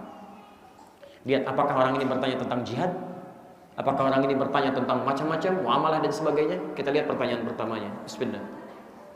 Qala wa za'ama rasuluka anna 'alaina khamsas salawatin fi yawmin wa lailatin. 1. Qala shadaqa. Utusan Anda telah datang kepada kami menyampaikan kami kalau ingin dekat dengan Allah mesti menunaikan sholat, membangun hubungan dengan Allah lewat sholat 5 waktu dalam sehari. Saya ingin pastikan kata orang ini, apakah itu benar menurut Anda Rasulullah? Kata Nabi, bala, shadaqa, benar. Sholat. 1, sholat. Perhatikan, yang pertama kali dipelajari ini. Kemudian yang kedua, qala fabilladzi arsalaka, maka demi Allah yang telah mengutusmu. Allahu amaraka bihadza? Qala na'am. Apakah engkau juga diperintahkan untuk salat ini? Kata Nabi, iya. Masya Allah. Ini yang paling menarik. Pertanyaan kedua, dia ingin memastikan Nabi salat juga enggak gitu. Masya Allah. Pintar orang ini. Ya, dia bertanya, sholat. Yang kedua, Nabi sholat juga enggak? Kata Nabi, iya. Mungkin dia ingin menyimpulkan, kalau Nabi jawabnya enggak, oh Nabi aja enggak sholat, apalagi saya, gitu kan? Baik, dia balikan, Nabi sholat enggak? Iya. Maka nanti pertanyaannya akan berbalik kepada kita. Nabi aja sholat, masa ente enggak? Nabi, Rasul, dekat dengan Allah, utusan Allah, masuk surga, tingkat surga paling tinggi, orang paling baik di muka bumi, masuk sholat. masih sholat. Anda Nabi bukan, Rasul bukan, surga belum jelas, amalan berantakan, hisab menegangkan, belum tentu jadi orang paling baik di bumi, gak mau sholat. Nah, ini poinnya. 2.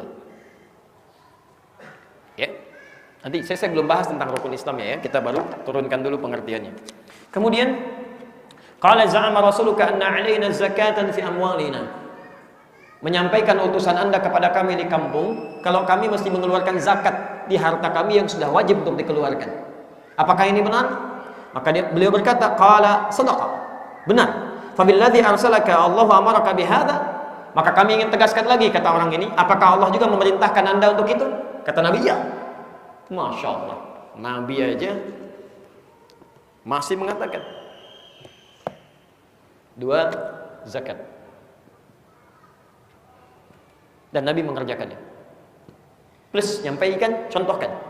Bahkan beliau infak, beliau sedekah, dan beliau tidak menerima harta zakat, kan? Tapi masya Allah yang paling menarik ini, dikonfirmasi lagi, Nabi mengerjakan. 2. Zakat. 3. Za'ama rasuluka anna 'alaina shawma syahr Ramadan fi sanatina. Utusan Anda menyampaikan di kampung kami kalau kami mesti menunaikan puasa khusus di bulan Ramadan dalam setahun. Jadi 1 bulan penuh kita puasa, ya. Kalau setahun Ramadan ada berapa kali? Sekali, mustahil 2 kali gitu kan? Sekali bulan Ramadan saja. Bulan Ramadan kan cuma sekali. Ya, maka saya katakan sekali dalam setahun khusus di bulan Ramadan. Apakah ini benar? Kata Nabi, sedekah. Jadi, apa selanjutnya? Puasa. Fabilladzi arsalaka Allahu amaraka bihadza. Maka saya ingin pastikan demi Allah yang telah mengutus Anda, apakah Anda juga puasa? Apa jawab Nabi? Qala na'am. Puasa. Masya Allah. Perhatikan. Dipastikan lagi, Nabi puasa enggak? Ya, saya puasa. Betul disuruh puasa? Ya. Maka dia simpulkan, Nabi aja puasa, masa saya enggak? Ya. Teruskan. Saya agak percepat dulu ya. Bismillah. Qala wa za'ama rasuluka anna 'alaina hajjal bait man istata'a ilaihi sabila. Qala shadaq. Ya, utusan Anda menyampaikan kepada kami bahwa kami mesti ya punya kewajiban untuk menunaikan haji sepanjang atau sesuai dengan kemampuan kami, dalam batas kemampuan kami. Haji. Apakah ini benar? Kata Nabi, shadaq, ini benar. Ini benar. Dan thumma qala, ini poinnya. Ini poinnya. Walladzi ba'atsaka bil haqqi, demi Allah yang telah mengutus engkau dengan risalah yang benar. Ini masya Allah Bapak Ibu sekalian, ketika orang ini dijelaskan oleh Nabi SAW tentang yang 4 ini, orang ini kan sudah muslim, sudah masuk Islam. Dia sudah masuk Islam. Kemudian diajarkan oleh utusan Nabi di sini tentang pokok-pokok keislaman. Dia mengkonfirmasi kepada Nabi SAW tentang semua ini. Maka apa yang terjadi kata orang ini? Perhatikan kalimatnya, saya bacakan. Walladzi ba'atsaka bil haqqi la azidu 'alaihinna wa la anqusu minhunna. Demi Allah yang telah mengutus Anda dengan benar, dengan hak, saya akan pastikan mengamalkan semua ini. Tidak akan menambah, tidak akan mengurangi lagi. Enggak akan tambah, enggak akan kurangi lagi. Ini petunjuk bagi para pengajar supaya menyampaikan segala sesuatu kepada murid-muridnya supaya bisa dipahami dengan benar. Perhatikan. Dan yang paling menarik, bagaimana ukuran pemahaman itu adalah kalimat yang ini. Saya akan kerjakan itu selama hidup saya. Tidak akan tambah, nggak akan kurangi. Ini artinya apa? Pelajaran yang baik adalah pelajaran yang bisa membantu orang-orang yang belajar untuk mudah mengamalkan apa yang dipelajari. Tidak hanya paham. Dan secara hukum syariat kalau sudah disampaikan, ingin mengamalkan, jelas turunannya, sudah. Nggak usah ditambah, nggak usah dikurangi. Di dalil segini, sampaikan segini, kerjakan begini. Kalau sudah paham, nggak usah kreatif. Cukupkan pada keterangan itu, kerjakan, selesai. Dan umumnya persoalan itu sering muncul karena kreativitas. Ya, ingin ini boleh nggak ya? Ingin itu boleh nggak? Sudah ada yang boleh, sudah ada yang nggak boleh. Untuk apa antum perdebatkan lagi? Saya mau sholat ya. Dalilnya kan cuman anak saya nomor hadis 886. Angkat tangannya, kemudian fawadha yadahu yumna 'alal yusra. Kemudian letakkan telapak tangan yang kanan di punggung yang kiri. Angkat, letakkan, simpan. Dalilnya 1, contohnya 1. Jelas? Selesai, tinggal diamalkan saja. Angkat, simpan, letakkan. Persoalan mulai muncul ketika ada orang mulai bertanya, Jadi sama Allah kok yang kiri dulu, nggak sopan. Kiri kan suka nggak bagus. Yang bagus kan kanan. Apa nggak boleh kita baik kepada Allah dengan memulai yang kanan dulu? Allah, kanan masuk, kiri sini, tutup begini. Kadang-kadang kaki naik dikit ya gitu. Ini poin-poin ini yang jadikan persoalan. Padahal dalil sudah jelas, keterangan sudah jelas. Di ad-dinu huwad dalil, agama itu sumbernya dalil. Kalau sudah ada keterangan, nggak usah mikirin yang lain. Jelas ya? Ini pokok-pokok persoalan yang disampaikan kepada kita semua. Kata Nabi, qala Nabi sallallahu alaihi wasallam, la in sadaqa la yadkhulannal jannah. Masyaallah, la yadkhulannal jannah.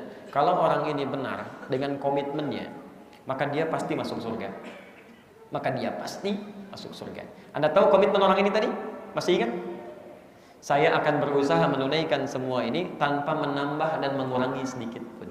Ini bukan cuma masalah dalil, tapi tanpa menambah dan mengurangi. Maksudnya, yuk lihat sini. Tadi sholat yang disebutkan berapa waktu? 5 waktu. Masya Allah. Fokus. Zakat, cuma zakat saja kan? Puasa yang disebutkan apa? Ramadan saja. Baik. Haji disebutkan, umrahnya tidak. Ya? Sekarang perhatikan, saya ambil 2 contoh ini. Sholat 5 waktu dan Ramadan. Sholat 5 waktu boleh dikurangi nggak? Jadi 4 misalnya? Tidak, jelas. Puasa Ramadan boleh dikurangi sehari aja? Tidak, baik, jelas. Berarti harus pas ya. Sholat 5 waktu boleh ditambah? Yang boleh angkat tangan? Yang tidak? Ya Allahu a'lam. Kenapa antum ada suara tadi? Kalau tidak tahu cukup katakan Allahu a'lam. Baik, sholat 5 waktu boleh ditambah? Tuh kan ada lagi suara. Baik, boleh atau tidak kembali kepada dalil. Ada dalilnya kerjakan, tidak tinggalkan. Sholat 5 waktu boleh ditambah atau tidak? Baik, apa dalilnya? Baik, boleh ditambah dengan tambahan yang ada dalil dari Quran dan Sunnah. Tambahan dari 5 waktu disebut dengan sholat sunnah namanya. Rawatib itu ya. Sunnah, ada yang mutlak, ada yang rawatib. Ditambahan nih. Kalau menambah bilangan yang fardunya itu nggak boleh. 2 subuh gitu kan? 2 rakaat subuh. Ya Allah, hamba banyak dosa. Dulu hamba jarang sholat. Hamba ingin ya Allah supaya maksimal pahala bertambah. Nggak apa-apa, subuh ini hamba 4 rakaat misalnya. Nggak bisa. Tetap 2. Kalau Anda ingin tambahkan ini, tambah dengan sunnahnya 2 rakaat sebelum subuh. Teruskan dengan syuruknya, teruskan dengan duhanya, ini tambahannya. Nah, orang tadi mengatakan, saya nggak akan nambah. Maksudnya dengan sunnahnya pun nggak akan ditambah. Dia orang ini tidak akan mengerjakan yang sunnahnya, puasa cuma Ramadan saja, gitu kan? Tidak mengerjakan yang sunnahnya, cukup dengan yang ini saja. Dia konsisten, kerjakan tidak akan dikurangi dan nggak akan nambah di luar yang ini. Apa kata Nabi? Kalau benar dengan janjinya itu, dia bisa masuk surga. Masya Allah, sesungguhnya Anda dengan amalan-amalan yang standar pun kalau benar dikerjakan, jauh dari maksiat misalnya, itu bisa mengantarkan kita ke surga. Cuman yang jadi masalah, mohon maaf, surganya di tingkat yang mana, gitu kan? Kemudian bisa nggak amalan-amalan ini bisa menutupi maksiat yang pernah dikerjakan? Tapi poin yang paling penting, nanti ada terusannya di hadis yang lain. Poin yang paling penting, orang ini mengajarkan pada kita untuk mengukur diri. Memang bisanya cuma yang ini aja, belum bisa puasa sunnah, karena dia baru masuk Islam. Belum bisa dia menunaikan sholat sunnah karena dia baru masuk Islam. Artinya kalau ada orang-orang yang baru mengenal Islam, baru terbiasa, baru mulai balik, tolong jangan bebankan beban-beban ibadah di luar batas kemampuannya. Itu maksudnya. Jelas? Ya. Mu'alaf baru masuk Islam, belum masuk udah dikomentarin. Nanti Pak ya, Bapak selain sholat 5 waktu mesti tahajud Pak. Kalau bisa seperti Nabi, kakinya bengkak-bengkak. Gak akan jadi itu syahadatnya. Antum nih ada-ada aja gitu kan. Anak kita juga begitu. Bangun tahajud malam, gak usah sampai 11 dulu, 2 rakaat dulu, bangun. Alhamdulillah berikan dia reward, Masya Allah. Nah ya, kamu sudah 7 tahun, sudah bisa tahajud malam. Papa dulu belum bisa begitu. Oh begitu Pak ya, berarti ada hebat ya. Alhamdulillah, bukan hebat tapi Allah yang telah memberikan karunia. Yang diberikan pada adik tidak kepada papa. Besoknya naik lagi 4 rakaat. Masya Allah deh, baru kemarin 2, ada sudah 4 lagi. Papa dulu gak bisa begitu. Terus naik lagi supaya dia teringat keindahannya, merasakan kenyamanannya dan terbiasa dia. Ayo pelan-pelan. Jangan belum apa-apa. Adik ya, kalau adik mau masuk surga seperti dulu anaknya Rasulullah, ya maksudnya anak suaminya Fatimah, menantunya, ya dan sebagai mereka tahajud deh sampai 11 rakaat. Bacaannya panjang. Adik harus bisa ya. 11 mikir, baru 2 udah ngantuk, besoknya subuh kesiangan, nggak sholat lagi gitu kan. Nah, ini jadi masalah. Paham ya? Baik. Kalau paham, saya tutup dulu dengan kaitan dengan bahasan kita. Hadis ini ingin menerangkan bahwa pelajaran terpenting bagi seorang muslim di awal masa meningkatkan imannya adalah fokus untuk mendalami pokok-pokok keislamannya dulu setelah dia bersyahadat masuk Islam pada 4 poin utama ini. Jadi kalau Anda ingin meningkatkan iman kepada Allah, meningkatkan keislaman kita, jangan bahas yang tinggi-tinggi dulu. Mulai dengan bahasan sholat. Coba cek, ini sindiran halus ya di Quran. Bahkan ada orang sholat tidak mengerti, tidak paham apa yang dibaca dan dilakukan dalam sholatnya. Coba antum deh, dari puluhan tahun sholat, ribuan kali ruku dan sujud, berapa persen bacaan sholat yang sudah dipahami sampai hari ini? Jangan-jangan ruku sampai hari ini nggak ngerti yang dibaca, sujud nggak paham yang diungkapkan, duduk di antara 2 sujud minta banyak permintaan, Rabbighfirli warhamni wajburni dan seterusnya, tapi nggak paham yang diucapkan. Ya, antum aja mau menghadap pimpinan, mau kerja, dipelajari dulu, dipahami. Urusan dunia itu yang sementara, yang ketika meninggal nggak dibawa. Masa menghadap Allah kita nggak ngerti yang diucapkan? Ayo coba turunkan. Ada menu-menu sholat, pernah nggak dikeluarkan? Jangan-jangan menu makanan hafal, makan hari ini, makan besok begini, menunya begini, cari dulu di pasar. Menu sholat kita nggak paham. Ada sholat malam, ada sholat siang, coba kita keluarkan semuanya. Yang sunnah-sunnahnya gitu kan, turunkan.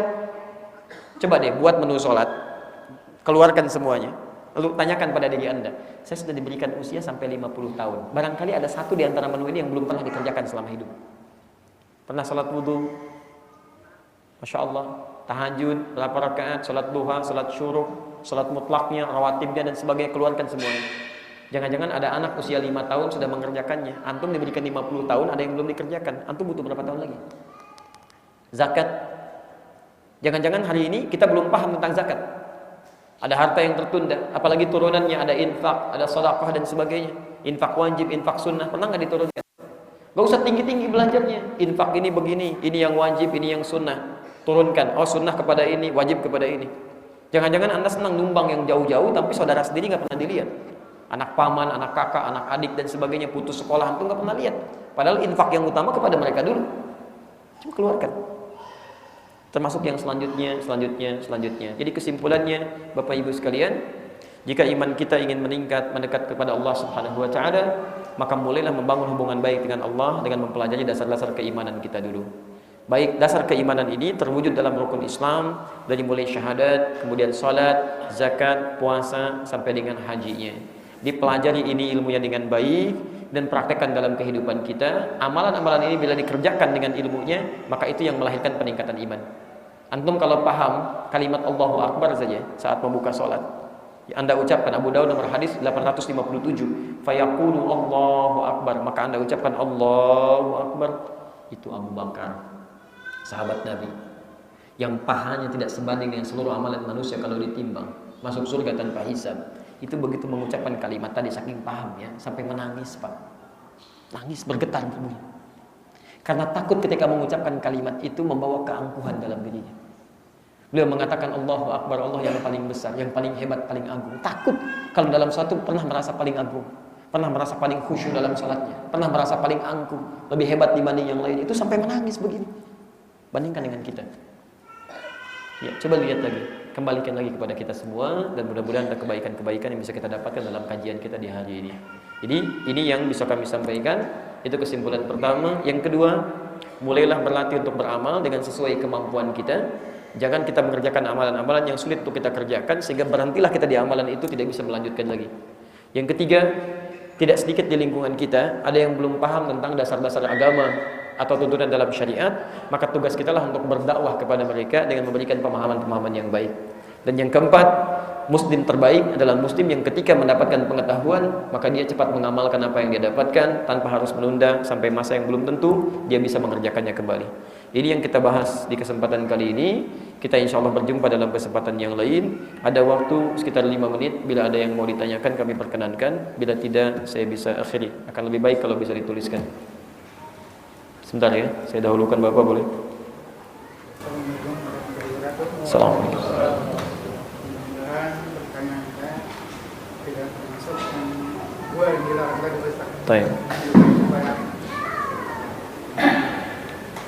dia merasa paling benar gitu. Nah, beberapa waktu yang lalu saya sharing sama istri WhatsApp masalah usia. Saya bilang yang Islam tuh nggak ada. Ya. Dalilnya minta umur panjang, yang boleh umuran berapa? Soalnya umur panjang itu hanya permintaan iblis saat penciptaan Adam. Iblis kan minta dipanjangkan umur. Tapi tadi saya pelajaran hari ini di saat Rasulullah mendoakan Anas panjang umur. Nah, menurut Pak Ustaz gimana masalah? Baik. Terima kasih. Assalamualaikum warahmatullahi wabarakatuh. Waalaikumsalam warahmatullahi wabarakatuh. Bapak dan Ibu sekalian, ada dua hal yang harus dibedakan. Ada dua hal yang harus dibedakan, dan istilah ini penting untuk diketahui. Baik, tadi yang saya sampaikan dalam istilah bahasa Indonesia ya. Baik, perhatikan sini. Ada ajal, ada umur, itu berbeda. Ada ajal, ada umur, itu berbeda. Quran surah ke-7 Pak, Al-A'raf ayat 34. Walikulli ummatin ajal. Walikulli ummatin ajal. Setiap umat, bukan hanya orang, setiap umat semuanya pasti ada ajalnya. Batas akhir usianya. Fa idza jaa ajaluhum la yastakhiruna sa'ata wa la yastaqdimun. Kalau sudah tiba ajalnya, batas akhir usia, maka dia tidak akan pernah maju, tidak akan pernah mundur. Pas di situ. Sampai harinya, jamnya, menitnya, detiknya, selesai. Ya, misal seorang si fulan akan wafat misalnya di hari Ahad, jam 11 lewat 11 menit lewat 11 detik. Tempatnya di sini, keadaannya begini. Maka kalau sudah seperti itu selesai, nggak akan nambah, nggak akan kurang, walaupun 1 detik. Jelas? Ini ajal namanya. Nah, itu telah ditetapkan oleh Allah Subhanahu wa taala, jauh tertulis di Lauhul Mahfuz, ditetapkan bahkan sebelum kita terlahir sudah ada. Ya, 4 bulan dalam kandungan dituliskan oleh malaikat. Jelas? Nah, ini yang disebut kemudian dulu saya katakan dengan istilah qadar. Ini agak ramai sekarang gitu kan. Nanti pada waktunya nanti saya akan jawab ya dengan lebih ilmiah. Ini gampang sebetulnya, hal-hal yang ringan. Cuman kan kita harus sabar gitu kan. Harus sabar karena melihat situasi itu tidak harus kita menyelesaikan masalah dengan ingin begini begitu saja, tapi lihat maslahatnya. Ada dampaknya nggak kepada umum. Ya, yang diinginkan itu kan hal yang bermaslahat. Kadang-kadang kita jawab begini, orang ramai, saling mencela, saling sibuk, saling begini lagi. Gak ada maslahatnya. Ya. Maka lihat kalimatnya di Al-Arba'in nomor hadis yang keempat, posisi paling kiri sebelah atas, riwayat Abdullah bin Mas'ud. Inna ahadakum yujma'u fi batni ummihi. Setiap kalian akan dihimpun di perut ibundanya. Arba'ina yawman nutfah. 40 hari pertama berbentuk nutfah, campuran para spermatozoa dengan ovum. Tsumma yakun mitadalika 'alaqah. 40 hari kedua berbentuk 'alaqah, zigot yang menempel di dinding rahim. Tsumma yakunu mitadalika mudghah. 40 hari ketiga berbentuk mudghah. Ya, sudah sekarat daging, sudah mulai berbentuk. Jadi usia 4 bulan. Fayursalu ilaihil malak, diutus malaikat kepada orang ini. Kemudian fayanfuhu fihi roh, ditiupkan rohnya. Di usia 4 bulan roh sudah masuk. Wa yu'maru bikatbi arba'in, diperintahkan malaikat itu untuk menuliskan 4 hal. Untuk menuliskan. Maka yang pertama bikatbi rizqihi, rizkinya. Yang kedua ajalihi, ajalnya, bukan umurnya tapi ajal. Nah, jadi yang dimaksud usia itu dalam bahasa Indonesia, yang dimaksud itu ajal namanya. Usia berapa tahun, meninggalnya bisa sekian tahun, itu ajal namanya. Sekarang persoalannya, kita diberikan ajal oleh Allah, kita nggak tahu kapan waktunya. Rahasia. Dirahasiakan supaya kita semangat mengisinya dalam kebaikan.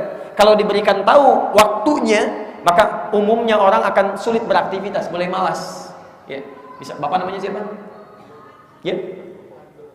Bapak Handoko misalnya. Bapak Handoko diberitahu nih, sudah muncul. Bapak Handoko akan meninggal hari Ahad, tanggal 12 Rajab jam 12 tepat. Misalnya kan, Masya Allah. Masih mau nggak ikut pengajian di sini? Belum tentu mau. Di rumah aja atau di masjid sendiri. Astagfirullah, astagfirullah. Pak, minum dulu yuk. Enggak, astagfirullah, astagfirullah. Udah malas semuanya gitu kan, mau kerja susah, ini susah, karena tahu. Karena itu dibuat misteri menjadi gaib supaya kita semangat untuk mencari kebaikan-kebaikan.